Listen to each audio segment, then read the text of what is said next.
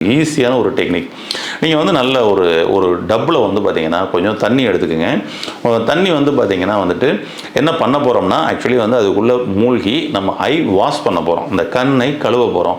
அதுக்கப்புறம் வந்து நம்மளுடைய உதடு பகுதியை வாஷ் பண்ண போகிறோம், கழுவ போகிறோம். நாக்கு பகுதியை கழுவ போகிறோம், அவ்வளோதான். அப்போ நம்ம ஃபேஸ் முழுவதுமே வந்து பார்த்திங்கன்னா ஒரு டப்பில் முங்கணும். அப்போ அதற்கு தகுந்த மாதிரி ஒரு டப் எடுத்துக்கோங்க. அதில் தண்ணி பிடிச்சிக்கங்க.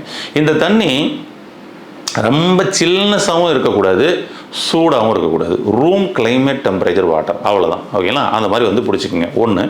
அடுத்தது, இது வந்து நல்ல தண்ணி எடுக்கணுமா, உப்பு தண்ணி எடுக்கணுமான்னு சில பேர் டவுட் வரும். இல்லை, போர் வாட்டர் பெஸ்ட்டு. உங்களுக்கு வந்து கிடைக்கக்கூடிய போர் வாட்டர், அதில் ஆல்ரெடி சால்ட் இருக்கும், அந்த சால்ட் வாட்டர் தான் பெஸ்ட்டு. ஓகேங்களா? ஒன்று. நல்ல தண்ணி எடுத்துக்கலாமா, எங்கள் போர் வாட்டர் எங்களுக்கு இல்லைங்க அப்படின்னம்னா குளோரின் கலந்த நல்ல தண்ணீர் எடுத்துக்கிற கூடாது. ஓகேங்களா? ஆமாம். அப்போ ஒருவேளை எங்களுக்கு குளோரின் கலந்த நல்ல தண்ணி தான் இருக்குன்னா அதை நீங்கள் நல்லா சுட வச்சு அப்புறம் திரும்ப ஆற வச்சு நீங்கள் அந்த தண்ணியை வந்து பண்ணிக்கலாம். ஒன்று. இதுதான் பெஸ்ட்டு. அப்போ இந்த மாதிரி தண்ணி கிடைச்சிருச்சு. இப்போ என்ன பண்ணணும்னா அதுக்குள்ளே வந்து மூழ்கணும். மூழ்கிட்டு கண்ணை திறந்து விடணும், நாக்கை லேசாக அலசணும். எவ்வளோ தூரம் உங்களால் மூச்சடக்கி உள்ளே இருக்க முடியுமோ இருந்துட்டு எந்திரிச்சணும், திரும்பவும் உள்ளே மூழ்கணும். மூழ்கி மூச்சடக்கி கண்ணை திறந்து நாக்கு அலசி எந்திரிக்கணும். திரும்பவும் அதே போல் இப்படி எந்திரிச்சு திரும்ப திரும்ப பண்ணுங்கள்.